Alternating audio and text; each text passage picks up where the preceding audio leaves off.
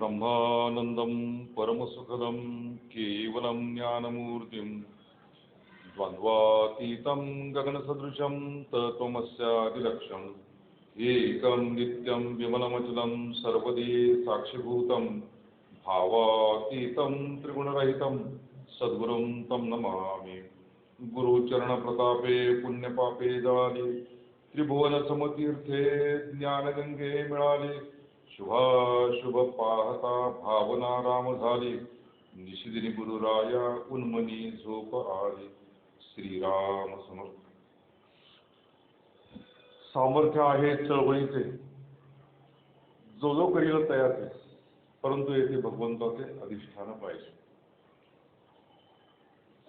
महाराष्ट्रातील संतांचा साक्षात्कार मार्ग अर्थात मिस्टिसिझम इन महाराष्ट्र या ग्रंथाचं चिंतन आपण करतो आहोत आणि ओवी समर्थांची घेतलेली आहे। त्यामुळे समर्थ रामदास त्यांचं चरित्र आणि तत्वज्ञान जे गुरुदेवांनी मांडलेलं आहे त्याचा आपण आज विचार करणार आहोत। खरं तर दासबोध हा संप्रदायाचा प्रमुख ग्रंथ आहे। आज 100 वर्षांहून अधिक काळ लोटला असेल की दासबोधाचं नित्य वाचन सर्व सप्ताहामध्ये केलं जातं आणि साधारणपणे 100 समाज भाऊसाहेब महाराजांनी निवडलेले होते आणि त्याचं वाचन ज्या ज्या ठिकाणी म्हणजे अगदी 1 दिवसाचा जरी कार्यक्रम असला नामस्मरणाचा तर त्या ठिकाणी दासबोधाचं वाचन मनोबोधाचं वाचन होतं। एवढा तो जवळचा ग्रंथ आहे बेसिक आहे आणि कसा आहे की तो सरळ साधा सोपा सुटसुटीत आणि रोखठोक अशा प्रकारची ती गोष्ट समर्थांनी सांगितलेली आहे। मराठीतून आहे त्यामुळे ती साधकांना सहजपणे कळण्यासारखी आहे आणि समर्थांनीच म्हटल्याप्रमाणे भक्तियोगावरचा जो ग्रंथ आहे पहिल्या समाजामध्ये सुरुवातच ती केलेली आहे की श्रोते पुस्ती कोण ग्रंथ काय बोलिली जी येतं श्रवण केलं हे प्राप्त काय आहे। कारण प्रत्येक स्तोत्र असू दे किंवा कुठलीही गोष्ट असू दे कुठलंही कर्म असू दे त्याचं फळ काय प्राप्त व्हावं हीच लोकांची धारणा असते आणि म्हणून समर्थांनी पुढे एका ठिकाणी असं म्हटलेलं की जनाचा लालचा स्वभाव आधीच म्हणती देव म्हणजे काहीतरी देव ऐसी वाचा हे आधीच काहीतरी पाहिजे असतं। त्यामुळे श्रोत्यांनी विचारणं स्वाभाविक आहे आणि त्यांनी त्याचं उत्तर पण दिलं की ग्रंथानाम दासबोध गुरुशिष्यांचा संवाद हेच भक्तियोग निश्चित बोललेलं असं की हा भक्तियोग सांगितलेला आहे त्याच्यावर भक्ती मार्ग निश्चित सांगितला असं आणि त्यामुळे भक्ती मार्गावरचा ग्रंथ आहे संप्रदायाचा ग्रंथ आहे आणि सरळ आहे आणि साधकांना मार्गदर्शन करणार आहे आणि त्यामुळे तो लोकांच्या पर्यंत जावा ही भाव सर्व संतांचा होता। रामदासांचा तर होताच होता गुरुदेवांचाही होता। दासबोधाच्या निमित्ताने एक आठवण फार सुंदर गुरुदेवांची आहे कारण काय की हा गुरुदेव रामदेव स्मृती ज्ञान यज्ञ स्मृतीच्या ठिकाणी मी हे ठेवलेलं आहे एक स्वल्पविराम ठेवलेला आहे त्यामुळे गुरुदेवांच्या काही स्मृती आठवणी येणे ह्या स्वाभाविक आहे आणि दासबोधाच्या बाबतीमध्ये तशी आठवण त्यांच्या भरपूर आहेत। एक म्हणजे 1909 साल असावं ते आणि त्यांची प्रकृती जी क्षयरोगाच्या जो मेंदूचा क्षय जो झालेला होता त्याच्यावर 16 मासा प्रकृती झालेली होती आणि याचा काहीतरी सूक्ष्मोक्ष लावला पाहिजे आपण आणि म्हणून ते इंचगिरीला जाण्यासाठी निघालेले होते। अजून टांगा यायला अवकाश होता त्या काळात रिक्षा एवढ्या प्रचलित नव्हत्या आणि त्यामुळे टांगा यायला अवकाश होता म्हणून ते म्हटलं आता वेळ तरी काय अजून टांगा येईपर्यंत तर दासबोधाचं वाचन त्यांनी करायला सांगितलं आणि दासबोधाचं वाचन करता करता त्यांच्या डोळ्यातून अश्रू यायला आणि अश्रू येत आहेत मग मामा रडतायत म्हणून त्यांचे भारतीय जे दामले बंधू होते ते पण रडायला आणि त्याच्यानंतर ते वाचन वगैरे संपलं आणि नंतर त्यांना विचारलं की दासबोध वाचन करताना तुमची अवस्था अशी का झाली तर त्याच्यावरती गुरुदेव म्हणाले की परमार्थ इतका सोपा असून लोक याच्याकडे ढुंकूनही बघत नाहीत हे अंतःकरणात जाणवलं आणि या संसारी लोकांचं कसं होणार हे जाणून पोटात कालवा कालव झाली आणि डोळ्यातनं पाणी आलं। बुडते हे जन देखवेना डोळा म्हणून कळवळा, ही जी संतांची जी उक्ती आहे ती प्रत्यक्ष गुरुदेवांच्या चरित्रामध्ये अशी दिसून येते. समर्थांचं जे चरित्र जे आहे दुर्दैवाने त्यांच्या हयातीमध्ये कोणी लिहिलं नाही. त्यांच्या हयातीमध्ये लिहिलं असतं तर ते बरंचसं ऑथेंटिक झालं असतं. पण काय झालं की जवळजवळ 125 वर्षानंतर हनुमंत स्वामींची बखर हे पहिलं चरित्र त्यांचं आलं. त्याच्या आधी दिवाकरची जी सनद वगैरे होते त्याच्यावरती ते होत होते. पण खरं जे चरित्र जे आहे ते जवळजवळ 125 वर्षानंतर आलं. आणि 125 वर्षानंतर ज्यावेळी चरित्र येतं त्यावेळी त्याच्यामध्ये 2 दोष येतात. एक म्हणजे चमत्कार, आणि इतके ते चमत्काराने ते भरलेलं जातं. आणि दुसरी गोष्ट काय आहे की आमचा गुरु कसा मोठा होता हे दाखवण्याच्या फंदामध्ये त्यांचे शिष्य अतिशयोक्ती करत असतात. आणि ते अतिशयोक्ती केली की मूळ जे चरित्र होतं ते सगळं निघून जातं.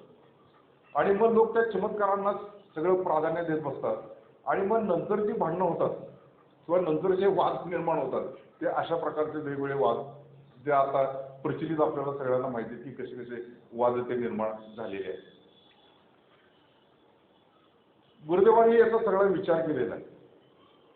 आणि त्याच्यानंतर त्यांनी पुढेही जाऊन विचार केला की समर्थ रामदास आणि शिवाजी महाराज यांची भेट झालेली होती का, आणि ती झाली होती तर कधी झाली होती केव्हा साधारणपणे. तर या सगळ्या जे काही उपलब्ध कागदपत्र त्यांच्याकडे होती तर त्याचा देखील त्यांनी विचार या ग्रंथामध्ये केलेला हे महत्वाचं आहे.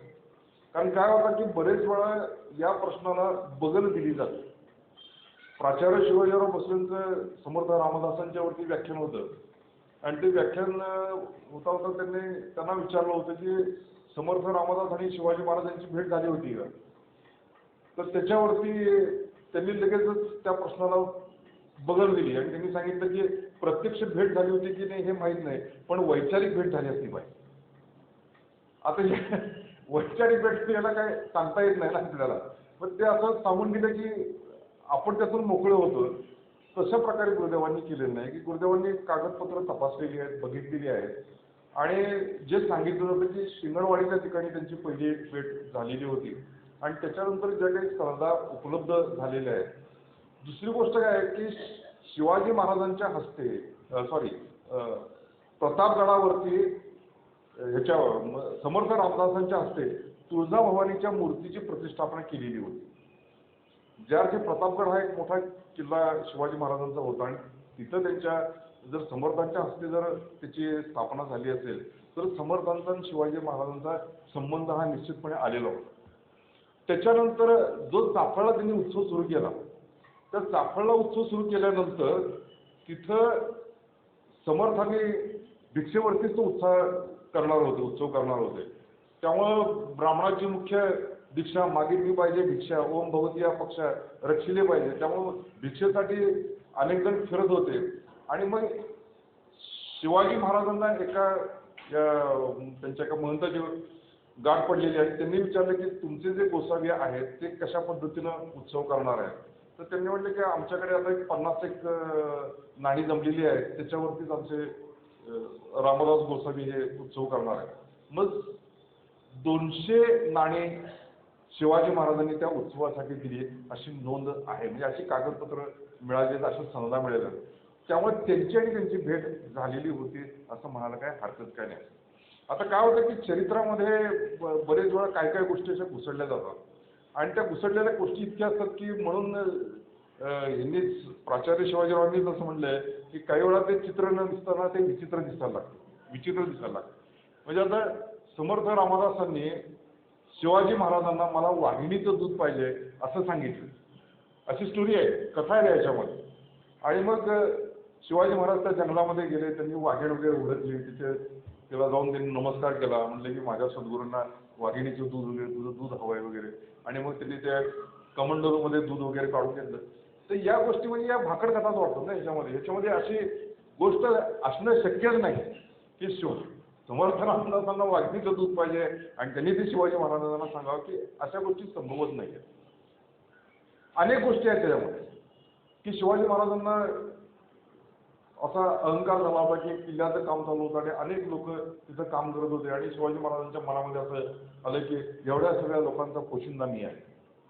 आणि हा विचार त्यांच्या मनात आल्याबरोबर समर्थांनी शिवाजी महाराजांना बोलवून घेतलं आणि तिथे एक दगड पडलेला होता, मोठा दगड होता. तो दगड फोडल्याबरोबर आतमध्ये पाणी होतं आणि त्यातनं बेडकी बाहेर आली.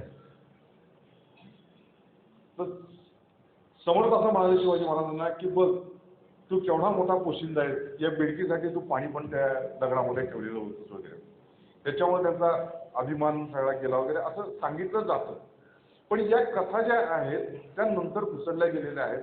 याच्यामध्ये काय आहे की अतिशयोक्तीचा भाग जास्त आहे की ना, असं काही समर्थांनाही करण्याचे काही कारण नाही आणि शिवाजी महाराजांनाही तेवढा वेळ नाहीये की प्रत्येक वेळी त्यांनी असं येऊन बसलं पाहिजे. आणि तर त्यांच्याकडनं काहीतरी गोष्टी त्यांनी शिकल्या असल्या पाहिजेत. त्याच्यानंतर उपासना मार्ग त्यांनी जाणून घेतलेला असला पाहिजे आणि काही उपदेश त्यांनी घेतला असला पाहिजे. एवढं म्हणायला काय हरकत काय नाही. मग समर्थांचं ऑथेंटिक चरित्र काय हा प्रश्न आपल्या मनामध्ये येतो की त्यांचं ऑथेंटिक चरित्र काय. तर शंकर श्रीकृष्ण देव यांनी खरोखरच त्या माणसाचं कौतुक केलं पाहिजे, प्रचंड कौतुक केलं पाहिजे की त्यांनी ते दासबोध ज्या ठिकाणी शिवतरगडीला लिहिला गेला ती जागा शोधून काढली. अक्षरशः त्या जागेवरती तो मनुष्य लोळला की त्यांना असं वाटायला की केवढी मोठी गोष्ट माझ्या जीवनामध्ये घडलेली आहे की या ठिकाणी दासबोध लिहिला गेला. आणि त्यांनी त्या संपूर्ण समर्थांच्या वाङ्मयाचं संशोधन केलंय आणि जो दासबोध त्यांनी संपादित केला त्याचं जे सुरुवातीचं जे हे आहे आपण प्रस्तावना म्हणून की त्या प्रस्तावनेमध्ये त्यांनी असं लिहिलेलं आहे की हयातीमध्ये चरित्र लिहिलं गेलं आहे. ही गोष्ट खरोखरीच बरोबर झाली नाही. पण समर्थांचं जर ऑथेंटिक चरित्र जर बघायला गेलं तर दासबोध हेच त्यांचं चरित्र आहे. आणि ही गोष्ट सत्यच आहे. माझी काया माझी वाणी गेला म्हणून अंतःकरणी परी मी आहे जगज्जेवणी निरंतर आत्माराम दासबोध हे माझे स्वरूप सिद्ध आस्था न करावा खेद जनावर. की आत्माराम आणि दासबोध हे माझं स्वतःच स्वरूप आहे, सिद्ध आहे. आणि त्यामुळं समर्थांचं एक आयुष्य जे होतं की 73 वर्षाचं आयुष्य त्यांना लाभलेलं आहे. आणि 1608 ते 1671 हे त्यांचं लाईफ स्पॅन आहे. 1608 पासून 1681 पर्यंत 73 वर्षाचं आयुष्य लाभलं. त्यामधलं सुरुवातीचं 12 वर्षाचं जे आयुष्य ते घरामध्ये त्यांनी काढले ते टप्पे पडलेले आहेत की 12 वर्षाच्या आयुष्यामध्ये ते घरामध्येच होते आणि त्यांचं घर हे पंचक्रोशीमध्ये फेमस होतं. त्यांचे वडील हे प्रत्यक्ष रामनामाची दीक्षा देत होते आणि देत असल्यामुळे लोक त्यांच्याकडे ते दीक्षा घेण्यासाठी येत होते, विचारण्यासाठी येत असतील, काही काही करण्यासाठी येत असतील. आणि ह्यांनी त्या 5 वर्षामध्ये म्हणजे जसं त्यांना कळायला लागलं तसं त्यांनी आपल्या वडिलांना विचारलं की मला देखील तुम्ही अनुग्रह द्या. आपल्या सर्व वडिलांना आपली मुलं लहानच असतात.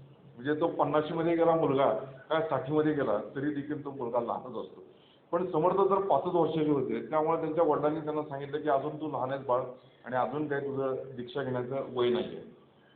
तोपर्यंत वडील गेले आणि मग त्यांचे जे वडील बंधू होते गंगाधर पंत ज्याला ज्येष्ठ असं म्हणायचे त्या ज्येष्ठांना त्यांनी विनंती केली की मला तुम्ही अनुग्रह दिला पाहिजे. तर त्यावेळी ज्येष्ठांनी देखील त्यांना सांगितलं की अजूनही तू लहान आहेस, अजून तुझं वय होऊ दे आणि मग तुला अनुग्रह पण देऊया. तोपर्यंत यांच्या अंतःकरणाची बऱ्यापैकी तयारी झालेली होती. काल आपण म्हटलं ना की जैसे दशीची वाट न पाहता वैशीच्या गावा न येता बाळपणीचं सर्वज्ञता वरी तयार आहे. आणि समर्थ हे अवतारी पुरुषच होते, यात काही शंका काय नाहीच आहे. त्यांनी स्वतः म्हटलेलं की धर्मसंस्थापनेचे नर ते ईश्वराचे अवतार झाले आहेत पुढे होणार देणे ईश्वराचे. आणि जर एखाद्याने कुणी जर वाचलं असेल की नवनाथ भक्तिसार नावाचा जो ग्रंथ आहे तर त्या ग्रंथातला पहिला अध्याय जो सुरू होतो तर त्या पहिल्या अध्यायामध्ये द्वारकाधीश म्हणजे गोपालकृष्ण त्या नवनाथांना बोलवून घेतात आणि त्यांना सांगतात की कलियुगामध्ये भक्ती महिमा आपण वाढवणार आहोत तर तुम्ही सर्वजण या रूपानं म्हणजे हरिनारायणाने हे व्हावं म्हणजे कवी नारायणाने ते व्हावं भरतरीने हे व्हावं असं सगळं त्यांना ते नवनारायणांना सगळं सांगतात की कुठला कुठला अवतार तुम्ही घ्यायचा आहे. आणि त्याच्याबरोबर पुढं द्वारकाधीश सांगतात की आम्ही बाकीचे जे आहोत म्हणजे मी विष्णू ब्रह्मदेव सोपान हे मुक्ताबाई या सगळेजण आम्ही देखील अवतार घेणार आहोत. मी स्वतः ज्ञानेश्वर होणार आहे, त्याच्यानंतर शंकर निवृत्तीनाथ होतील, ब्रह्मदेव सोपानदेव होणार आहे, आदिमाया मुक्ताबाई होणार आहे, असं सांगता सांगता त्यांनी हे पण सांगितलं की हनुमंत हा रामालाच होणार आहे. हे पहिल्या अध्यायामध्ये सांगितलेलं आहे. उद्धव हा नामदेव होणार आहे, त्याच्यानंतर माझी कुब्जा जी जाती जी आहे ती जनाबाई होणार आहे, असं त्या पहिल्या अध्यायामध्ये वर्णन केलेलं आहे. अर्थात मालोकवींनी तो ग्रंथ लिहिलेला आहे आणि ही गोष्ट ज्या अर्थी त्यांना ती प्रेरणा झालेली असेल त्या अर्थी ते खरं असलं पाहिजे. आणि त्यामुळे हनुमंताचा अवतार म्हणून समर्थांना ओळखलं जातं. त्याचा म्हणजे स्वतः कुंडलेकर महाराज म्हणत होते की ते साक्षात हनुमंताचे अवतार आहेतच आणि म्हणूनच कदाचित त्यांनी हनुमंताची उपासना सर्वत्र वाढवली याचं कारण ते असलं पाहिजे. आणि मग त्यांचा तो आतमधून विचार झालेला होता आणि सगळं त्या वयात ती व्यक्ती म्हणते की चिंताग्रस्त विश्वास, म्हणजे लहान वयामध्ये समर्थांचं जे काही बौद्धिक आकलन होतं आणि जी काही कॅपॅसिटी होती ती लक्षात येते की हा लहान मुलगा चिंता करतो विश्वास, म्हणजे जिथं आपण बाकीच्या गोष्टींची चिंता करतो लहान मुलं, तर भूक दूध मिळते काय, खायला मिळते काय, तर इथे चिंता करतो विश्वास म्हणजे आधीच तयारी झालेली होती असं लक्षात येतं. आणि मग ज्येष्ठांनी हे अनुग्रह दिलेला नाहीये आणि मग स्वतःच्याच आतमध्ये राहतायत, तर याच्यामध्ये 2 स्टोरीज संभवतात असं गुरुदेवांनी लिहिलेलं आहे. एक म्हणजे काय की 12 वर्षी ते घराच्या बाहेर पडली, ही गोष्ट सत्यच आहे, त्याबद्दल काय प्रश्न काहीच नाही आहे. आणि स्टोरी अशी सांगितली जाते, कथा अशी सांगितली जाते की लग्न त्यांचं ठरलेलं होतं की काहीतरी करून या नारायणाला लग्नाच्या पिढीमध्ये अडकवावं, म्हणजे हा बाकीचं जे चिंतन ध्यान चाललेलं आहे ते सगळं करत सोडून देईल आणि मग कांता घ्यायला सर्व काळ असं करेल. पण तसं काय त्यांनी तसा काही योग नव्हता त्याच्यामध्ये. तर त्यामुळं आधीच मुक्त असल्यामुळं बद्धतेची वार्ता त्यांच्या जीवनामध्ये कधी येण्याची शक्यता नव्हती. आणि मग त्यांनी आईला असं सांगितलं, म्हणतात की ठीक आहे मी मंडपापर्यंत येईन वगैरे वगैरे सांगितलं आणि त्याच्यानंतर त्यांचं लग्न ठरवलं. गुरुदेवांनी असं लिहिलेलं आहे की कदाचित त्यांच्या मनामध्ये असा विचार आला असला पाहिजे की दुसरा विचार, कारण गुरुदेवांचं तर्कशुद्ध विचार असल्यामुळे त्यांनी असा विचार केला पाहिजे की ज्या अर्थी आपल्याला if my father is not initiating me, my elder brother is not initiating me for नामस्मरणा, then I should myself go for search of God, म्हणजे मग देवाचा संशय म्हणजे हे घेतला पाहिजे, आपणच आपला शोध घेतला पाहिजे असा त्यांच्या मनामध्ये विचार आला असला पाहिजे. आणि म्हणून जी स्टोरी सांगितली जाते किंवा सावधान म्हणतात ते पळाले, तर ती गोष्ट एका दृष्टीनं आपण कथा म्हणून स्वीकारायला काही हरकत नाही. पण गुरुदेवांचा जर विचार बघायला गेला तर गुरुदेवांचा विचार जास्त बरोबर वाटतो की त्यांना तसं वाटलं असलं पाहिजे की आपणच आपला शोध घेतला पाहिजे. आणि म्हणून 12व्या वर्षी ते बाहेर पडलेले आहेत. देवाने फार सुंदर लिहिलेलं की यांना काय कमी होतं, एक घरदार होता, जमीन जुमला होता, त्याच्यानंतर सगळी इस्टेट वगैरे होते, घरात वडील बंधू वगैरे होते, तरी देखील ते बाहेर पडले. याचं कारण काय होतं की त्यांनीच लिहून ठेवलेलं आहे की देवाच्या सख्यत्वासाठी पडावा ज्वरगांच्या तुटी सर्व अर्पावे शेवटी प्राणद्रोही देतात. त्याच्या पलीकडे जाऊन मला असं वाटतं की संसार मिथ्या याचा कळला, ज्ञान समजून निघून गेला, तेणे ज्यानं पावन केला आपणासाठी त्यांना आधीच ते लक्षात आलं होतं की संसार मिथ्या आहे. म्हणून 12व्या वर्षी ते बाहेर पडलेले आहेत आणि त्याच्यानंतर जात जात जात ते टाकळीपर्यंत आलेले आहे. टाकळीपर्यंत आल्यानंतर 12 वर्षाचा मुलगा आहे आणि साधारणपणे त्यांना प्रभू रामचंद्रांचाच अनुग्रह झालेला, त्यांना त्यांचाच अनुग्रह झाला. कारण काय आहे की कैक जन्मापासून कैक पिढ्यांपासूनच त्यांच्या घराण्यामध्ये ती रामाची उपासना चाललेलीच होती. आणि म्हणून तर ते असं म्हणू शकले की आमचे कुळी रघुनाथ, रघुनाथ हे आमचा परमार्थ, जो समर्थांचा समर्थ देवा सोडिता, त्याच्या मी सेवकजन सेवेकरता झाले ज्ञान, तेथे अभाव धरता पतन पाविजे देखील. रघुनाथ भजने ज्ञान झाले, रघुनाथ भजने महत्व वाढले, म्हणून तू आधी केलीची पाहिजे. मनी धरावे ते होते, विघ्न अवघीची नसून झाले, कृपा केले रघुनाथे प्रचिती येते.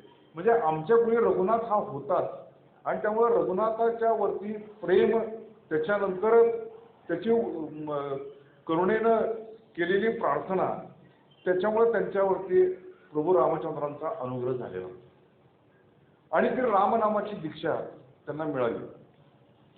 पण त्यांनी स्वतःच असं म्हटलेलं आहे की नुसता अनुग्रह झाला ते क्षणी मुक्त झाला, बंधन काही आत्म्याला मानूची नाही.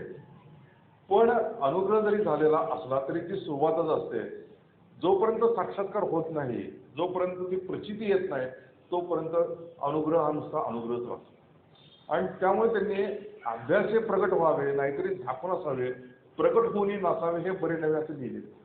म्हणून अभ्यास त्यांनी करायला सुरुवात केला. आणि त्याच्यामध्ये अभ्यास एकच होता की जे त्यांनी लिहून ठेवलेलं आहे की नित्यनेम प्रातःकाळी, माध्यान्हकाळी, सायंकाळी नामस्मरण सर्व काळी करत जा. आणि त्यामुळं 13 कोटी रामनामाचा एक संकल्प त्यांनी प्रभू रामचंद्रांच्या चरणी सोडले. साधारणपणे मला असं कॅल्क्युलेशन केल्यानंतर लक्षात येतं की 8 ते 10 तासाचं नामस्मरण केलं तरच 13 कोटी रामनामाचा जप 12 वर्षामध्ये पूर्ण होऊ शकतो. दुसरी गोष्ट अशी आहे की गुरुदेवांना विचारलेलं होतं की आपण हे सगळे ग्रंथाचं लेखन आमचं तुमचं सगळं करताय वगैरे, तर त्याच्यापेक्षा नामस्मरणच तुम्ही का करत नाही. तर त्याच्यावरती त्यांनी असं स्पष्टपणे सांगितलं की 24 तास नेम करणं हे कुणालाही शक्य नाही. इट इज नॉट पॉसिबल की 24 तास नेम करणं शक्य नाही. आणि मग काय होतं की काही गडबडा काही निवळ ऐसा कंठीत जावा काळ, की काही गडबडा काही निवळ, मग परमार्थाला अनुकूल अशा काहीतरी गोष्टी करायला लागतात.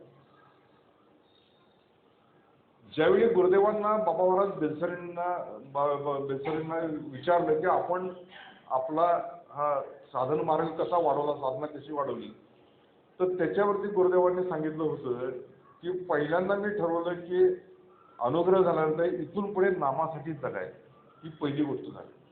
आणि त्याच्यानंतर नोकरी आणि परमार्थाला अनुकूल असं वाचन करून सर्वच्या सर्व वेळ मी नामस्मरणासाठी घालवला.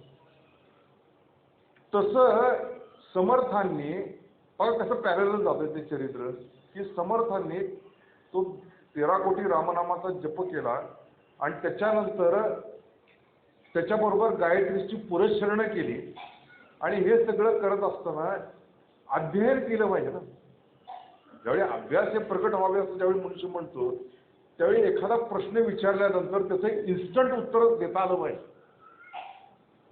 आणि ही गोष्ट लक्षात आलेली आहे विवेकानंदांच्या बाबतीमध्ये किंवा अनेक संतांच्या बाबतीमध्ये, की त्यांना प्रश्न विचारल्यानंतर बरं असं का, बरं ठीक आहे मी याचा रेफरन्स वगैरे घेतो आणि मग उद्या तुम्हाला जरा सांगतो, असं कधीच नव्हतं. इन्स्टंट उत्तर देत होतं. विचारलेल्या प्रश्नाचं उत्तर इन्स्टंट मिळायचं, कारण ते आतमध्ये तयारी झालेली होती. आणि त्यामुळे समर्थ म्हणतात की अभ्यास हे प्रगट व्हायचे नाही तर झाकून असावे. प्रगट झाल्यानंतर मग तुला जर कुणी काही विचारलं की हे असं काय, ते तसं का, ते तसं का, बघा परीक्षा घेण्यासाठी लोक हे समाजामध्ये बसलेलेच असतात. स्वामी पुरुषोत्तमानंदांचं व्याख्यान होतं आणि त्यांचा ज्ञानयज्ञ चाललेला होता. तर आमचे स्वामी विनयानंद म्हणून एक सद्ग्रस्त आहेत, तर त्यांनी विचारलं की जाऊन पुरुषोत्तमानंदांना विचार की स्वर्ग आणि नरक यांचं अस्तित्व आहे काय, अस्तित्व आहे तर ते कुठं आहे आणि नसेल तर ते सांगण्याचं प्रयोजन काय. अक्षरशः पुरुषोत्तमानंद काहीही बोलले नाही त्यावर. ही जस्ट केप्ट मम. ठीक आहे नंतर बघूया. म्हणजे श्रोत्यामध्ये अशी काही माणसं बसलेली असतात की जी वक्त्याची परीक्षा घेणं किंवा त्याला खोदून विचारणं अशी करणारी लोक असतात. हे भाऊसाहेबांच्या चरित्रामध्ये तसं एक उदाहरण आहे की एका त्यांना संस्कृत कितपत येतं, त्यांना कितपत कळतं हे बघण्यासाठी त्यांची परीक्षा घेणारे एक शास्त्री भाऊ पण होते. म्हणजे असं असतं. म्हणून समर्थांनी मुद्दामून दिलं की अभ्यास हे प्रगट व्हावे, नाहीतरी झाकून असावे, प्रगट होऊन नसावे हे बरे नाही. आणि मग त्यांनी काय केलं की त्याच्याबरोबर रामगीता, अवधूत गीता, शंकर गीता, ज्या काही सगळ्या होत्या, त्याच्यामध्ये उपनिषद, वेदांत श्रुती, हे सगळं त्यांनी अनुभव आहे. हे सगळं वाचन केलं. आणि त्यावेळेचा काळ म्हणजे काय की अनडिस्टर्ब म्हणून असा होता. आणि त्याच्यानंतर 13 कोटी रामनाम करण्यासाठी जी काही एकाग्रता मनाला लागते, जी काही अंतःकरणाची स्थिती लागते की विवेक, वैराग्य, शमदमादी, शितसंपत्ती आणि सगळ्या गोष्टी त्यांच्याकडे, मुमुक्षत्व, हे सगळं त्यांच्याकडे असल्यामुळं मन इतकं एकाग्र झालेलं होतं की सहज बघता बघता त्यांचा सगळा अभ्यास झालेला. आणि एक दिवशी तो परमभाग्यानं दिवस उजेडला असेल, त्या ब्रह्मबोधे ब्रह्मची झाला, संसार खेदो तो उडाला, की तशा प्रकारची अंतःकरणाची स्थिती झालेली असते. आपण आत्मा हा आंतरिक बोध झालेला आहे. आणि मग त्यांनीच एका दशकामध्ये म्हणजे 6व्या दशकामध्ये म्हटले की आता होणार ते होई नका, जाणार ते जाय नका, तुटली मनाची आशंका जन्म मृत्यूची, की देह मन बुद्धी पलीकडचं चैतन्य हे माझं खरं स्वरूप आहे. मी स्वतःच रामस्वरूप आहे. राम नावाचा कधी एखादा व्यक्ती नाहीये, ते तत्व आहे. म्हणून तर अभंगामध्ये की रामाचं जे रूप ते माझे स्वरूप, हे जे आता आपण ऐकलं तर त्यांच्या लक्षात आलं की रामाचं जे रूप आहे ते माझं खरं स्वरूप आहे. तेच माझं स्वरूप आहे. मी साक्षात आत्माराम आहे. आणि तो बोध झाल्यामुळे त्यांनी स्वतः लिहिलेलं आहे की पहिल्या समासामध्येच त्यांनी लिहिलं की मला आत्मप्रचिती आलेली आहे. नाना ग्रंथांच्या संमती, उपनिषदे, वेदांत श्रुती आणि मुख्य म्हणजे आत्मप्रचिती शास्त्रे सहित, ही शास्त्रासहित मला गुरुप्रचिती आली, शास्त्रप्रचिती आली आणि आत्मप्रचिती आली, हे मला समजले. आता ब्रह्मज्ञान जरी झालं तरी ते मुरलं पाहिजे. म्हणून पुंडलिक महाराजांना ज्यावेळी ते ज्ञान झालं तरी त्यांनी तुकामाई चैतन्याने सांगितलं की तुला आता ज्ञान झालेलं आहे, पण ते ज्ञान मुरलं पाहिजे. यासाठी जनसंपर्क करू नकोस तू फारसा. स्वतःच्या हाताने जेवत जा, खात जा. स्वतः रामकृष्णांनी देखील विवेकानंदांना सांगितलं की थोडे दिवस तू स्वतःच्या हातानेच जेवत जा, स्वयंपाक करून खात जा, कुणाच्या हातचं खाऊ नको, ते मुरलं पाहिजे. आणि मग समर्थांच्या डोक्यात विचार आला की ज्या देशामध्ये आपण राहतो आहोत तो देश बघितला पाहिजे. उदंड करावे देशाटन, मग नाना तीर्थक्षेत्रे ढंडोळावी, हे सगळं त्यांनी जे चरित्रामध्ये लिहिलेलं आहे किंवा दासबोधामध्ये जे आलेलं आहे, तर त्याच्यासाठी ते बाहेर पडले. म्हणजे त्यावेळी त्यांचं 24 वय हे पूर्ण झालेलं होतं. आणि 24 वयापासून पुढं 12 वर्षपर्यंत जसं ते स्वामी विवेकानंदांनी केलं की कन्याकुमारीपासून काश्मीरपर्यंत सगळं भ्रमण केलं. ते म्हणजे आधी माझा देश कसा हे मला बघू दे, माझ्या देशातली माणसं कशी हे बघू दे. आणि तसंच समर्थाने संपूर्ण देश बघून घेतले, सगळी तीर्थक्षेत्र बघितली. आणि बघता बघता काय असतंय की नुसतं त्यांचं बघणं आणि आपलं बघण्यामध्ये फरक आहे. आमचे स्वामीजी म्हणायचे की लोक काशीला जातात, बनारसला जातात, अर्ध्या तासामध्ये ते शंकराचं दर्शन आणि उरलेला सर्व वेळ बनारसी चालू कुठे मिळतोय याच्यासाठी पर्यटन. स्वामी माधवनाथ म्हणायचे. म्हणजे बरेच वेळा ते साईट सीइंगच होत, तीर्थाटन होत नाही, ते साईट सीइंग होत. समर्थांचं ते तीर्थाटन होतं, साईट सीइंग नव्हतं. आणि त्यामुळे लोकांची परीक्षा ते घेत होते. वेश धरावा बावळा, अंतरी असावा नाना काळा, सकट लोकांचा जिव्हाळा मांडूची नाही. भिकाऱ्या सारखे स्वरूप आहे, उदंड तरी गुप्त रूपे, तेथे यश कीर्ती प्रतापे सीमा सांडली. काय म्हणजे एवढ्या ओव्या दासबोधामध्ये लिहिलेल्या आहेत त्या सगळ्या, की असं गुप्त रूपानं सगळीकडे बघतायत, फिरतायत. आणि त्यांच्या लक्षात आलं की परकीय चक्र आहे, मुसलमानांची राजवट आहे, जुलमी राजवट चाललेली आहे. लोकांच्या मध्ये धर्म राहिलेला नाही, लोक आळशी झालेले आहेत, लोकांना देव काय कळेना झालेला आहे, लोकांना धर्म काय कळेना झालेला आहे. गतानुगत्य लोकांमध्ये अडकलेले आहेत, कर्मकांडामध्ये अडकलेले आहेत. आणि ह्या सगळ्या गोष्टी अडकलेल्या असल्यामुळे त्यांना नेमकं काय करावं हेच कळत नाही. मग आता काय करायचं, तर मंडळी तरी जमवाव्या, म्हणजे आता दुःख जमवली पाहिजे. आणि या दृष्टीने त्यांनी जे प्रयाण करता करता ते महाराष्ट्रामध्ये आले. त्याच्यामध्ये मध्यंतरी त्यांनी त्याच्या घरी गेले, ते घरी गेल्यापर्यंत आई वृद्ध झाली होती, तिच्या डोळ्यानं दिसतही नव्हतं. आणि मग त्या घरामध्ये गेल्यावर त्यांनी जय जय रघुवीर समर्थ अशी आरोळी दिली. त्याच्यानंतर आई बाहेर आली, तर कोण आला, तर मी तुझा नारायण आलेला आहे असं सांगितलं. तिच्या आईच्या डोळ्यावरनं हात फिरवल्यानंतर तिला ती दृष्टी पण प्राप्त झाली. आणि आपला मुलगा एवढा मोठा झालेला आहे, गोसावी झालेला आहे, हे तिने बघितलं. आणि त्याच्यानंतर एक कार्य त्यांनी सुरू केलं. आणि ते कार्य सुरू करताना चाफळच्या राम मंदिरापर्यंत त्यांनी आले. तिथे ते मूर्ती त्यांना तिथला मंदिराचा जीर्णोद्धार केला. आणि तिथं लोकांच्या पर्यंत आपण जे काही विचार मांडलेला आहे, आपण जो काही विचार केलेला आहे, तो सगळा विचार लोकांच्यापर्यंत मांडायचा असेल तर काही ग्रंथ निर्मिती करावी लागेल, हा विचार त्यांच्या डोक्यामध्ये आहे. आणि मग मनाचे श्लोक तयार झाले, म्हणजे मनोबोध तयार झाला. त्याच्यानंतर दासबोधाच्या लिखाणाला सुरुवात केलेली आहे. त्याच्यामध्ये कोल्हापूरला ते आलेले होते, तिथे कल्याण स्वामी त्यांना मिळाले. त्याच्यानंतर कल्याण स्वामींचे भाऊ दत्तात्रय, तो पण त्यांना पुढे मिळाला. मिरजेला गेलेले आहेत, मिरजेला त्यांना वेण्णा मिळाल्या, अक्काबाई, हे सगळे असे एक एक मिळत त्यांना गेलेले आहेत. आणि मग त्यांनी जे लिहिलेले की महंत करावे, युक्ती बुद्धीने भरावे, तर त्यांच्यापर्यंत पहिल्यांदा त्यांनी तो विचार नेला की काय विचार आहे, की काय केलं असता काय प्राप्त होतं आणि कशा पद्धतीनं ते जीवन धन्यतेकडे नेता येतं. कारण काय की मुख्य म्हणजे काय की माणसामध्ये काय भरून राहिलेलं आहे, अज्ञान, भ्रांती आणि दुःख हे भरून राहिलेलं आहे. कारण काय, मी जीवामध्ये बंधन मज आहे जन्म मरण, केली या कर्माचे फळ भोगीनाथ आहे, मी देह आहे असं वाटणं हे अज्ञान आहे. त्यानंतर या जीवावरती मल विक्षेप आणि आवरण आहे, आणि ते जोपर्यंत जात नाही तोपर्यंत आत्मज्ञान प्राप्त होणं शक्य नाही. म्हणून दासबोधाच्या पहिल्या ह्याच्यामध्येच त्यांनी जी फलश्रुती लिहिलेली आहे त्यामध्ये त्यांनी स्पष्ट सांगितलं की आता श्रवण केल्याचे काय फळ, तुटे संशयाचे मुळे एकच राहा, नासे अज्ञान दुःख भ्रांती, शीघ्रचे ते ज्ञानप्राप्ती, ऐक्य आहे फलश्रुती एक. बद्धची होती मुमुक्ष, मुमुक्ष होती अतिदक्ष, हे सगळं त्यांनी तिथं सांगितलं. आणि त्यामुळं यांची निष्फळता की कुणाकडे काही बघेना, कुणाची पुरते बोलेना, म्हणजे कुणाची बोलत नाहीये, आणि पडदिशी आपला खनाळामध्ये जाऊन राहे, तिथे कोणीच न पाहे, अशा पद्धतीचं चाललेलं आहे.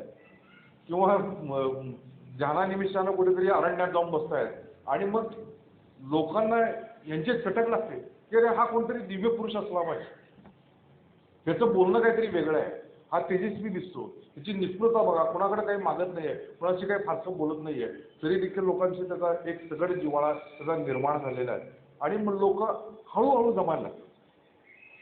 एका दिवसामध्ये 2 दिवसामध्ये तसं होणं शक्य नाही की एखादं हे असू शकतं की कार्यकर्त्यांचा एखादा फड वगैरे असेल तर बापाच्या नंतर मुलगा स्टेप आउट झाला की बाकीचे सगळे आपोआपच मिळतात. पण तसंच समर्था बाबतीमध्ये नव्हतं, समर्थांच्या बाबतीत तसं नव्हतं. तर आत्ताच नुकती सुरुवात करायची होती त्यांना, आणि मग ती कार्याची सुरुवात चाफळच्या राम मंदिरापासून झालेली आहे.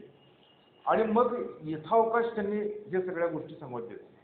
आता काय की त्यांनी हे बघितलं होतं की प्रत्येकाची कॅपॅसिटी किती आहे, म्हणून मुलाच्या चालीने चालावं, मुलाच्या ह्यानं चालवत राहावं, की त्याला जसं कळतंय तसं सांगावं.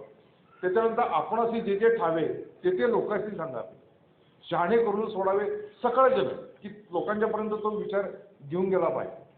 काल आपण बघितलं की आपण यथेष्ट जेवणे, उरले ते अन्न वाटणे, अन्न वाया जावणे हा धर्म नव्हे, तैसे ज्ञाने स्वय तृप्त व्हावे, तेच ज्ञान लोकांशी सांगावे, तरतेनं बुडे नेदावे बुडते असले, उत्तम गुण स्वय घ्यावे. आणि याच्या पलीकडे जाऊन की वर्तव्याने बोलावे ते शब्द मिथ्या आहे, जैसे बोलणे बोलावे तैसे चालणे चालावे, मग महंत लीला स्वभावे अंगीवाणे. म्हणजे हे सगळं सांगताना आपल्यामध्ये ती कॅपॅसिटी आहे की नाही, आपण ते सगळं आत्मसात केलं की नाही, हे समर्थाने आधी बघितलं.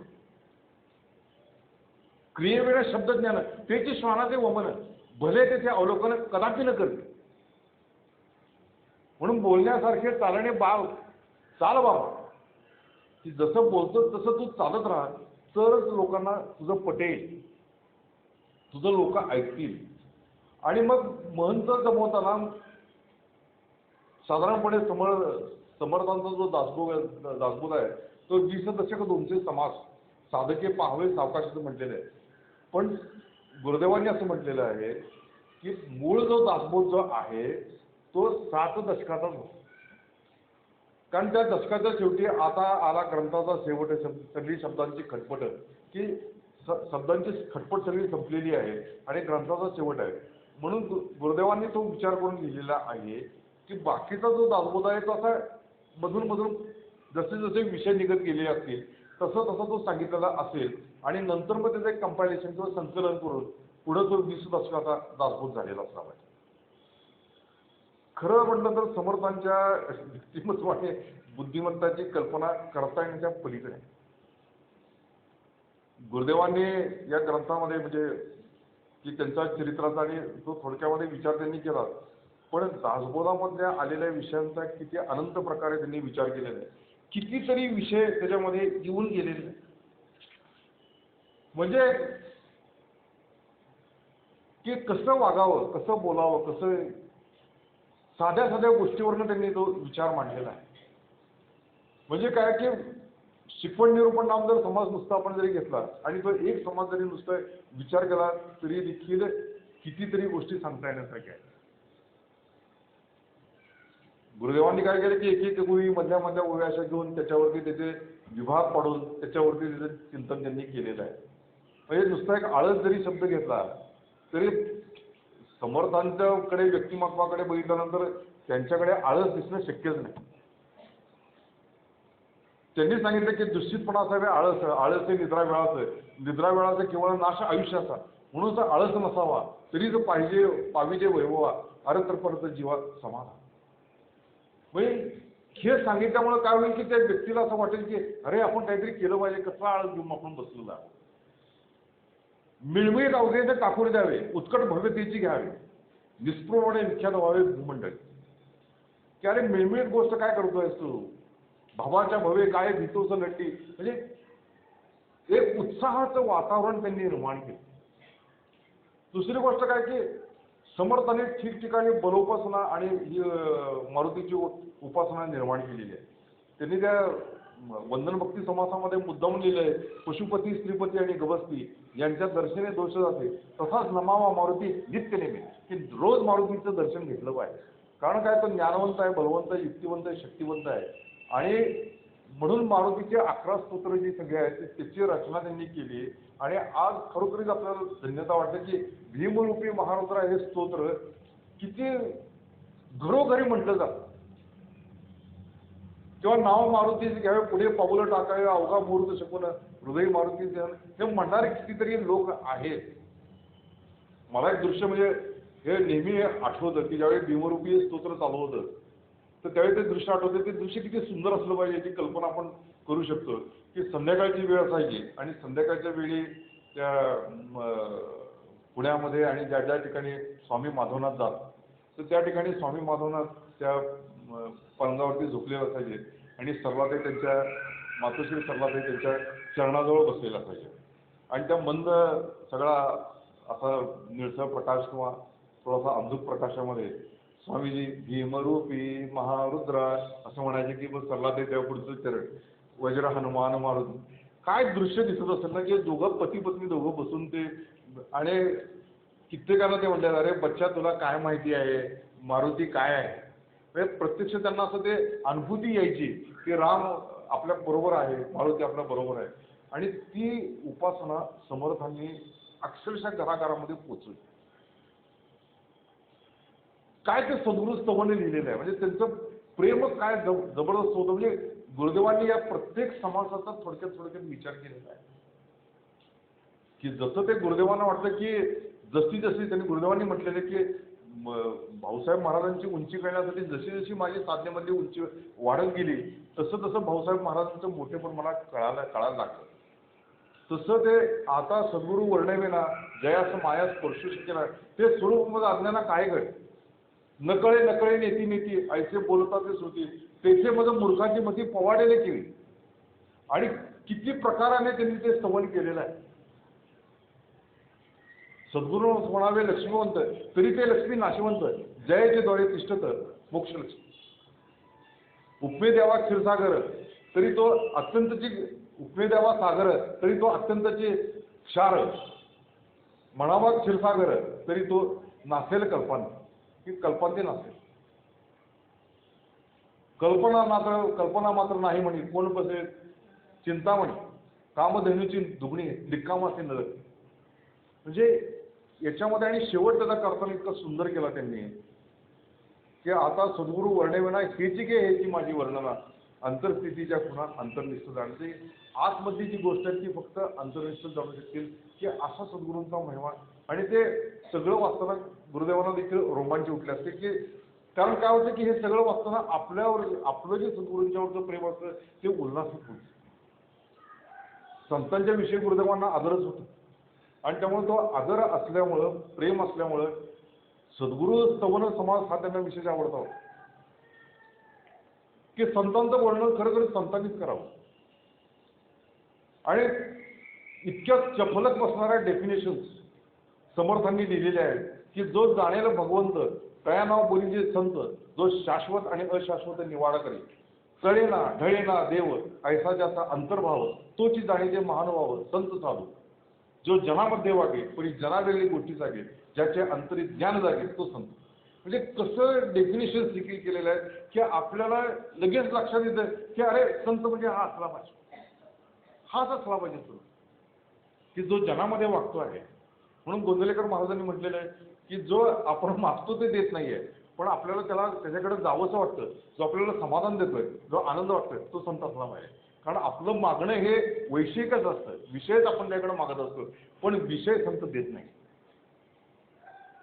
आणि समर्थांना ते खरोखरीच भरतं आलेलं आहे की मोक्षश्री अलंकृत ऐसे हे संत श्रीमंत जीव दरिद्री असंख्यात नृपती के, की जीवाला शिवपदाच्या गादीवरती बसून ते आनंदाचे स्थळ, संत हे आनंदाचे स्थळ, संत हे सुखाची केवळ, नाना संतोषाचे मूळ ते. संतांच्या वरती एवढं सुंदर सुंदर तऱ्हेनं त्यांनी लिहिलं. आणि ती सगळी स्तवनं, मग नरदेहाचं स्तवन केलेलं आहे की लोकांना जाणवलं पाहिजे अरे मनुष्य जन्माला तो आलेला आहे, मनुष्य जन्माला तो आलेला आहे. आणि या जन्माला बहुत जन्माचे शेवटी जेणे सुखे आटाटे, हा नरदेह भगवंती बेटी करी.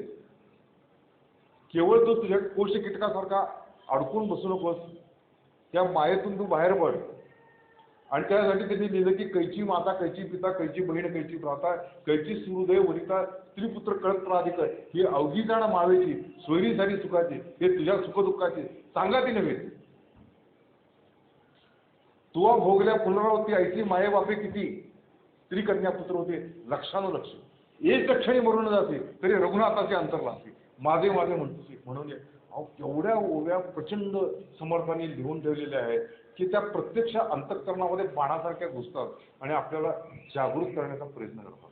अर्थात आपलं अंतःकरण मऊ असेल तर, ते जर दगडाचंच असेल तर काय बाण परत उलटून इकडे समर्थांच्याकडे जाण्याची शक्यता आहे, बुबरँग समर्थांच्यावरती.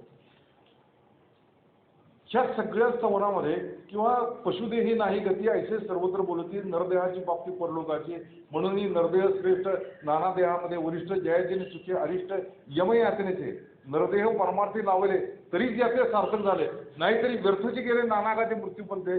हे सगळं सांगितल्यामुळं नरदेहाचं एक विशेष महत्व लोकांच्या अंतःकरणामध्ये तयार झालं. आणि पुढं नवविधा भक्तीचा समाज त्यांनी लिहिला. पण नवविधा भक्तीचा समाज लिहिण्याच्या ऐवजी वैराग्य निवडून परिणाम समाज लिहिला. हे कुठलाही क्रम कसा बदलत नाहीये याचं लक्षात घेतलं पाहिजे. कारण भक्ती ही काय, वैराग्याशिवाय भक्ती होऊ शकणार नाही हे त्यांच्या लक्षात आलं होतं. म्हणून आधी वैराग्य निरूपणाचं नाम समाज लिहिलं. म्हणून वैराग्य जर असेल तरच भक्ती टिकू शकते. म्हणून वैराग्य जर नसेल तर, म्हणून विवेक आणि वैराग्य यापुरते नाही भाग्य हे त्यांनी सांगितलं. आणि तो खरोखरीच मूळ समाज जो आहे की नाही तो वाचून बघण्यासारखा की काय कसं लिहिलेलं आहे त्या वैराग्य निरूपण नाम समाज. आणि त्याच्या पुढे जाऊन श्रवणम कीर्तनम विष्णुस्मरणम पादसेवनम अर्चनम वंदनम दास्यम सख्यम आत्मनिवेदनापर्यंत सगळी नवविधा भक्ती त्यांनी मांडली. गुरुदेवांनी ज्या ग्रंथामध्ये त्याचा सगळा परामर्श घेतलेला आहे. बरेच वेळा आपण काही काही गोष्टी करत असतो, म्हणजे की जसं एक नामस्मरणाला बसणार आहोत किंवा ध्यानाला बसणार आहोत, तर याच्यामध्ये काय असतं की स्वामीजींनी म्हटलेलं आहे की ध्यान ही कॅज्युअली घेण्याची गोष्ट नाही आहे. म्हणजे कॅज्युअली आता बसलो की हा बसलो की झालो गेला ट्रान्समध्ये, असं कधी होत नाही. आणि त्यामुळे काय आहे की एक परंपरा सांगितलेली असते. एक म्हणजे त्याला एक पुरेसा वेळ देणं. दुसरी गोष्ट की ध्यानानंतर पुढे एक तास दीड तास आपल्याला काही करायचं नाहीये अशा प्रकारचं व्यवधान देखील त्या ठिकाणी आवश्यक असतं. आणि जग झोपलेला आहे आणि मी जागा आहे अशा प्रकारची वेळ एक निवडायला लागते. समर्थांनी ते स्वतः केलेलं होतं. नाहीतर त्यांनी असं लिहिलंच नसतं की प्रभाते म्हणे रामचिंतित जावा, प्रभाते म्हटलंच नसतं, त्यांनी काही कधीही म्हटलं असतं, पण त्यांनी म्हणतानाच म्हणलं की प्रभाते म्हणे रामचिंतित जावा, पुढे वैतरी राम आदिवता, म्हणून प्रभात ही त्याच्यासाठी ठेवलेली आहे. आणि मग ज्यावेळी आपण बसायला जातो त्यावेळी गुरु परंपरा असते. परमभाग्यानं ज्ञानेश्वर महाराजांच्या पर्यंत पासून चालत आलेली परंपरा आहे. त्याच्यानंतर ते श्लोक, नमनाचे श्लोक वगैरे आहे, त्याच्यामध्ये कसे की एक वातावरण निर्मिती होत असते. तसं जो संप्रदाय नामाला वाहून घेतलेला असतो त्या लोकांनी खरोखरीच हा नामस्मरणाचा जो समाज आहे तो आधी वाचला पाहिजे. त्याच्यामुळे काय होतं माहिती काय की मनाची घडी जी असते ती बसून जाते. जसं ते 6व्या अध्यायामध्ये माऊलींनी जे तर स्मरतेने आदरे सभाय सात्विके बरे जवळ काठिण्यपणे विरे अहम भावात विषयांचा विसरू पडे इंद्रियांची कसमसमुळे मनाची घडी घडी हृदयामाय, की त्या ठिकाणी ते तर आपण एकाग्र करून अंतःकरण करून सद्गुरू स्मरण अनुभवले, की सद्गुरूंचं स्मरण करणं सगळ्या परंपरेचं, की जी काय प्रत्येक संप्रदायाची वेगवेगळी परंपरा असू शकते, काय असा काही कुठलं शिका नसतं त्यामध्ये. आणि त्यामुळे काय की ज्यावेळी आपण गुरुदेवांचा विचार करतो त्यावेळी निंबार्की महाराज, भाऊसाहेब महाराज, बाबा अंबुराव महाराज, गुरुदेव या सगळ्यांचं एक स्मरण करून घेतल्यानंतर आपल्या मनाची ती घडी बसते. पण त्याचबरोबर हा जर समाज बघितला नामस्मरण समाज, तर त्याच्यामध्ये काहीच न करुणी प्राणी रामनाम जपेवाणी तेने संतुष्ट चक्रमाळी भक्ताला चौवर्णा नामाधिकार नामी नाही लाल तोड जड पुढ पहिलं पार पावती रामनाम सहस्रनामामध्ये एक म्हणता होतं ते सार्थक नामस्मरता पुण्यश्लोक होईचे सवे. हे सगळ्या जर ओव्या वाचल्या की आपण ते आपल्याला लक्षात येतं की हेच आपल्याला करायचं. आणि त्याच्यामुळे this is a practical hint, I mean to say की it is a practical hint, की हा समाज पुन्हा पुन्हा वाचण्यासारखा आहे, पुन्हा पुन्हा रोजच वाचावा, म्हणजे आपल्या डोक्यावरती ठसेल, आपल्या अंतःकरणावरती ठसेल की नित्य नेम प्रातःकाळी माध्यान्हकाळी सायंकाळी नामस्मरण सर्व काळी करा. बाळपणी, तारुण्यकाळी, कठीण काळी, वृद्धापकाळी नामस्मरण सर्व काळी करा. आधी दसा उपरी अवदसा, अवदसे उपरी दसा, प्रसंग असो भजतेचा नामस्मरण सोडून. म्हणजे हे सगळं जे समर्थांनी लिहून ठेवलं त्याचं कारण ते आहे. पण हे होणार कसं, त्याला श्रवण पाहिजे. त्यामुळे श्रवणाचं एक विशेष महत्त्व समर्थांनी लिहून ठेवलेलं आहे. म्हणजे 9वीला भक्तीमध्ये एक समाज त्यांनीच लिहिला, पण पुढे जाऊन त्यांनी 2 समाज श्रवणावरती ज्यादा लिहिले. म्हणजे श्रवणाचं किती महत्त्व त्यांनी वर्णन केलेलं आहे. कारण आमचे स्वामीजी म्हणजे माधवनाथ म्हणायचे की श्रवण आणि सत्संगतीशिवाय परमार्थामध्ये प्रगती होणं अशक्य. कारण पुन्हा पुन्हा ऐकायलाच लागतं. जोपर्यंत ते अंतःकरणामध्ये ठसत नाही, जोपर्यंत आपल्या चित्तामध्ये मुरत नाही, जोपर्यंत ते आपल्या आचरणामध्ये येत नाही, तोपर्यंत ते ऐकायला लागतं. आणि आचरणात आलेलं निष्ठून जाऊ नये म्हणून पुन्हा श्रवण करा. म्हणून तिथं बाह्य साधकापरी स्वरूपाकारांतरी परी बाह्य साधकापरी सिद्ध लक्षण चतुरी परिसाव्या याचं म्हणण्याचं कारण त्यांनी तसं होतं की जरी तो सिद्ध झाला तरी देखील साधकांच्या सारखं त्याचं वर्तन असतं त्याचं त्या सिद्ध पुरुषात.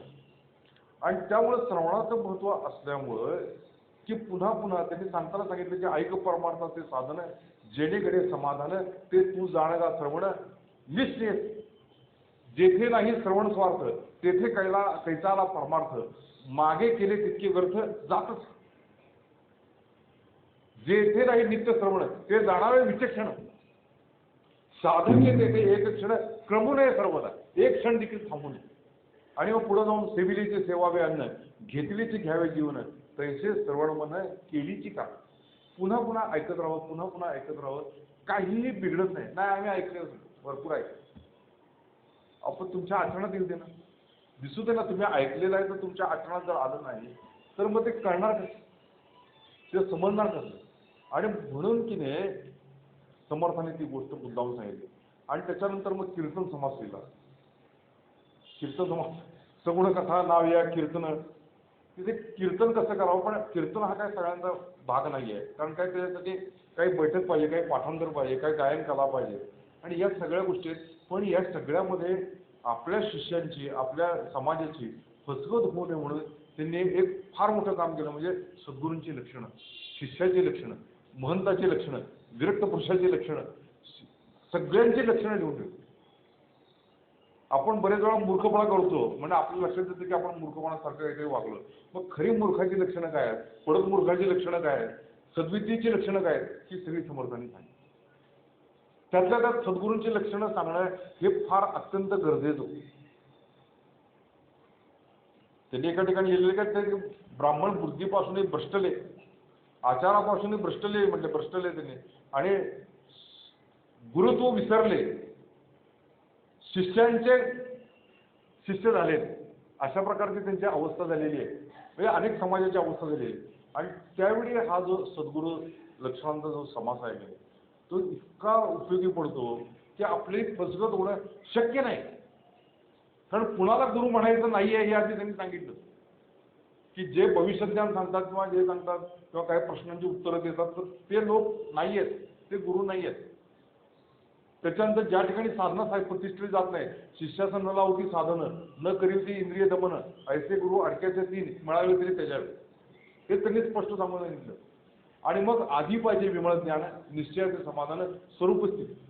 मुख्य सद्गुरूचे लक्षण आधी पाहिजे विमळ ज्ञान, त्याला ज्ञान झाले की नाही हे लक्षात आलं पाहिजे. ते ज्ञान जर झालं असेल तर तो सद्गुरू आहे. आणि मग मला तर इतकं आनंद होतो की काय त्यांची बुद्धिमत्ता असली पाहिजे की एका ओळीमध्ये सगळी सद्गुरूची लक्षणं त्यांनी आणली. म्हणून हे ज्ञान, वैराग्य आणि भजन, स्वधर्म कर्म आणि साधन, कथा निरूपण, श्रवण मनन, नीती न्याय मर्यादा यामध्ये कोणी असे तेणे ते विलक्षण मासे म्हणून सर्व हे विलक्षण सद्गुरू. कितीतरी वेळा या ओळीवरती मी प्रवचन केलेलं आहे. ते वास्तविक दासबोधावरती मी 500च्या वरती प्रवचन केलेली, 500च्या वरती प्रवचन झाले दासबोधाचे. त्यामुळे ते दासबोध सगळा असा डोळ्यासमोर झपाझप दिसतो. त्याचं कारण ते आहे की इतके लक्षणं सांगितले असल्यामुळं फसगत होण्याची शक्यता नाही. पण दुर्दैव काय झालेलं आहे की बहुतेक वेळा मेंढरासारखी गत ती सगळीकडे चालू असते. त्यामुळे हजार लोक तिथं जातात, मग आम्ही तिथं गेलं पाहिजे, पायावरती डोकं ठेवलं पाहिजे. तर तसं करण्याची गरज नाही की खरोखरीच आमचे रामकृष्ण हे थोरच होऊन गेले. त्यांनी स्पष्टपणे सांगितलंय की साधूची परीक्षा दिवसाही करावी आणि रात्रीही करावी. दिवसा तसा झोपतो तसा रात्री वागतो की नाही बघावं.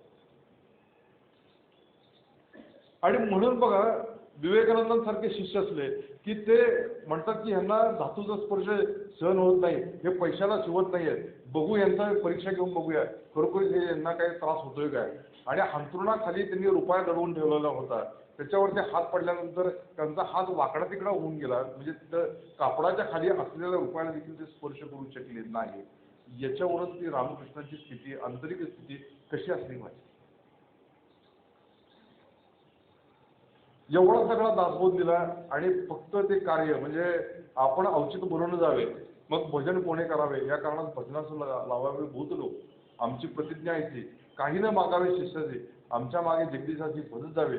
तर त्यांनी ते मठाची स्थापना सुरू केली.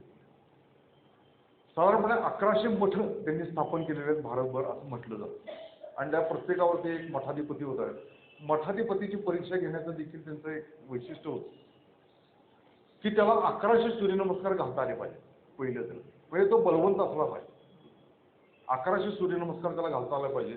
त्याच्यानंतर दासबोधाची पानं जी असते ती विखुरली टाकायची, अशी वेगवेगळी टाकायची आणि त्यांना ठराविक वेळेमध्ये संपूर्ण तो दासबोध जोडायचा. म्हणजे त्याला दासबोधाचं हे असलं पाहिजे अशी त्यांची ती परीक्षा होती. त्या परीक्षेमध्ये जे पास होतील त्यांनाच ते महंत करत होते. कारण त्याशिवाय त्याला समजणार नाही की काय सांगितलंय आणि काय लोकांच्यापर्यंत न्यायचंय.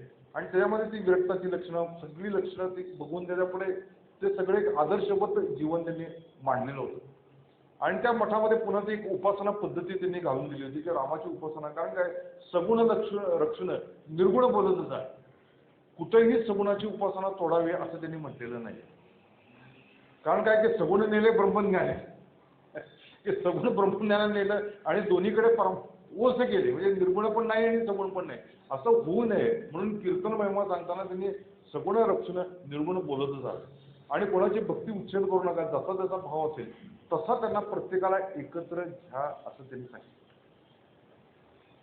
आणि मग काही जीवनक्रम शिकवण निरूपण नामा समासमध्ये म्हणा किंवा आणखी जे काही समास आहेत त्यामध्ये त्यांनी ते हे केलं. पण याच्यामध्ये सगळ्यात महत्त्वाचं कार्य म्हणजे काय की देवाची संकल्पना जी आहे ती त्यांनी क्रिस्टल क्लिअर केली. परमात्मा हा निर्गुण निराकार आहे ही गोष्ट त्यांनी सांगितली. आणि ती सांगत असताना पृथ्वी नाही, आप नाही, तेज नाही, वायू नाही, वर्ण व्यक्त काहीच नाही, अव्यक्त ते. दगडाच्या देवाला भजू नका त्यांनी सांगितलं. म्हणजे उपासना करा, पण प्रतिमा घेता ती पूजा अंगी येतो अंतरात्मा, ही पण गोष्ट त्यांनी सांगितली. पण दगडाचा देव केला, एके दिवशी तो भंगून गेला, तेने फक्त दुःखावाला रडे पडे आक्रंदे. रेशीमाचा देव केला, तो तुटवणीया गेला, आता नवा नव जरा मृतिक येतो. धातू पाषाण मृतिका चित्रलेप काष्ट देखा, तेथे देव कैसा मूर्खा भ्रांती पडली. साधू संत महानुभाव यांचा असे अनुभव, पंचभूता तिथे देव सकळ सृष्टी मिथ्या. आणि मग त्यांनी आणखीन एक गोष्ट झाली की तस्मात विचार करावा, देव कोणतो ओळखावा, आपला आपण शोध घ्यावा अंतर्यामी. त्या आपला अंतर्यामी शोध घ्या, अंतर्यामी शोध घ्यायला सांगितलं. आणि मग पृथ्वी नाही, आप नाही, तेज नाही, वायू नाही, वर्ण व्यक्त काहीच नाही, अव्यक्त ते. तयाच म्हणावे देव वरकड लोकांचा स्वभाव, जितके गाव तितके देव जनाकारणे. नर्मदा गंडका तीरी देव पडले लक्षवरी, त्यांची संख्या कोणतरी असंख्यात बोटे, असं सांगणारा महात्मा केवढा मोठा असला पाहिजे. आणि मग त्या देवाचा शोध अंतर्यामी घेण्यासाठी काय करायला पाहिजे तर शिष्या एकांती बैसावे, स्वरूपीच विश्रांती जावे, तेढे गुणे जुळावे परमार्था. की एकांती बसल्याशिवाय तुला ते शक्य नाही. आणि तुला जर सहज देव जर बघायचा असेल, जाणवायचा असेल, तर तू एकांतामध्ये जा आणि अजपाजप निरूपण कर, तिथे समजून घे काय आहे. कारण जितके प्राणी आहेत की त्यांना नाकामधून त्यांच्या प्राण वाहतो आहे, तो प्राण जर नसेल तर तो प्राणी जिवंत राहू शकणार नाही. आणि त्यामुळं 21,600 जपा नेमून दिली ती अजपा. तिथला विचार करून घे म्हणजे की 21,600 वेळा श्वास येतो आहे जातो आहे, श्वास येतो आहे जातो आहे. आणि मग शिष्या एकांती बसावे आणि तिथे सावध पाहता कैसे भासे, सोहम सोहम असे शब्द होते की धरिता सो सोडिता हम, अखंड चाले सोहम सो. की श्वास घेतल्याबरोबर सहा सहा आवाज येतो. आणि मग उच्चारण जे शब्द ते जाणावे सहज शब्द, प्रत्यय येते परंतु नाद काहीच नाही, की कळतात पण नाद नाही. ते शब्द सांडून बैसला, तोची योगी म्हणावा बला, योगाभ्यासाचा गलबला या शिका. आणि तो योगी आहे की त्याला ती जाणीव लक्षात येईल की ते तत्व जे आहे ते मीच आहे. आणि म्हणून ते ज्याला देह मी वाटतो तर देह नाहीच आहे, देह आहे ते 5-6 गाठोडेच आहे. आणि जो कोणी हे गाठोडे विचारे सोडी, विचारे सोडता गाठोडी आढळे नसतो, ही गाठोडी कुठं सापडतच नाही येते. आणि म्हणून पुढे जाऊन त्यांनी तो विचार मांडला की आतमध्ये ज्यावेळी विचार करशील त्यावेळी तुझ्या लक्षात येईल की आपण असं कोण नाहीच आहे, मी असं कोण नाही आहे, तर मी आत्मस्वरूपच आहे. आणि त्या आत्मबोध आहे बोधची झाला, ब्रह्मबोधची झाला. संसार खेळतो तो उडाला, देह प्रवृत्ती टाकला सावकाश. त्या ब्रह्मबोधे ब्रह्मची झाला की ब्रह्म होऊन गेला तो, की आपण आत्मा हा आंतरिक बोध झाला पाहिजे. आणि ती आत्मनिवेदन भक्ती आहे. आपणाचे निवेदनाचे ऐसे भक्त थोडे असतील की तिथपर्यंत जाणारे भक्त हे थोडेच आहेत. किंबहुना सख्य भक्तीपर्यंत येणारे देखील लोक थोडेच आहेत. गुरुदेवांनी सख्य भक्तीवरती देखील विचार मांडलेले, त्यांनी तो भाग घेतलेला आहे की देवाची सख्य तो करावे, परमप्रीतीने मानावे, आठवे भक्तीचे जाणावे लक्षण आहे. देवास जयाची अत्यंत प्रीती, आपण वर्तावे तेणे रीती, येणे करता भगवंती सख्यकडे नेमस्त. भक्ती भाव भजन कथा निरूपण कीर्तन प्रेमळ भक्तांचे गायन आवडे देवा, तेची आपणास आवडावे, आपण तेची करावे, मनासारखे होता स्वभावे सख्यकडे नेमस्त. म्हणजे काय कल्पना इतक्या सुंदर सुंदर या सगळ्यात मांडलेल्या आहेत की त्याच्यावरनं भगवंतावरती प्रेम कसं केलं पाहिजे हे समर्थांनी दाखवलं. म्हणजे समर्थांनी इतकं सगळं उदंड कार्य केलेलं आहे. आणि त्यांचा तो दासबोध, त्यांचा तो आत्माराम, त्यांची ती करुणाष्टकं, ही करुणाष्टका देखील इतकी सुंदर आहेत की त्याच्यामधला भाव, ती अर्थता आपल्या अंतःकरणामध्ये जर आली तर आपल्याला काहीतरी जाणू शकतो. म्हणजे मला ते नेहमी ते अनुदिनी आलं तर आपले तर आहेच आहे त्यांचं, पण जळत हृदय माझे जन्म कोट्या आणि कोटी, मधुरी करुणेचा राघवा पुरलोटी, तळमळ निविरे राम कारण्य सिंधू, षडरिपू पोळ माझे थोडी याचा विरोध. की काय लिहून ठेवलेले की जळतंय माझं हृदय. आणि तशा प्रकारची अंतःकरणाची जोपर्यंत स्थिती होत नाही तोपर्यंत देव भेटत नाही.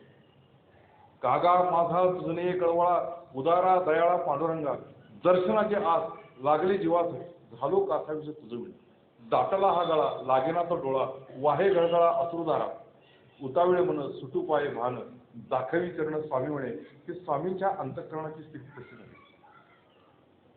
अशी अंतःकरणाची स्थिती झालेली झाली की त्याच्या अंतःकरणामध्ये वैराग्य असतं, त्याच्या अंतःकरणामध्ये मुमुक्षुत्व असतं, त्याच्या अंतःकरणामध्ये विवेक असतो, वैराग्य असतो, सगळ्या गोष्टी असतात आणि साहजिकच त्याला देव भेटून जातो. त्याच्या लक्षात येतं की मी आत्माच आहे आणि समर्थांचा विचार हा ज्ञानविचारच आहे आणि त्यामुळे त्यांनी मुद्दामून सांगितलं की देह वाटे मी जाणारा तो जाणावा आत्महत्यारा देहाभिमानी येर धरा भोगिलेचे भोग. म्हणून त्यांनी मुद्दामून सांगितलं की आत्मबुद्धी निश्चयाची त्याची दशा मोक्षश्रीची आहे. अहम आत्मा हे कधीची विसरू नये आणि that is a take home message for today. आपला टेक होम मेसेज काय की हाच मेसेज आहे की मी आत्मस्वरूप आहे, देह मन बुद्धी पलीकडचं चैतन्य हेच माझं स्वरूप आहे आणि हे ज्यावेळी अनुभूतीला येईल त्यावेळी समर्थांना तर आनंद होईलच होईल पण आपल्या गुरुदेवांना देखील आनंद होईल.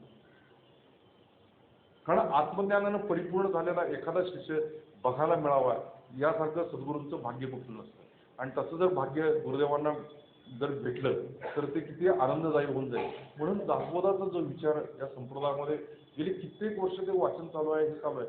पण काल मी म्हणलं की समजले आणि वर्तले त्याची भाग्यपुरुष ठेले या वेगळे ते उरले करंटे पुरुष आणि ह्याचं सगळं जे कर्तृत्व जे दासबोधाचं आहे, आत्मारामाचं आहे, करुणष्टकाचं आहे ते समर्थ आपल्याकडे घेत नाहीत. हे वैशिष्ट्य नाही. ते एवढा मोठा ग्रंथ आम्ही लिहिला काय PhD वगैरे काय घेत नाही वगैरे आपण काय एखादा हे तरी द्या पुरस्कार तरी द्या वगैरे असं म्हणणारे लोक आहेत.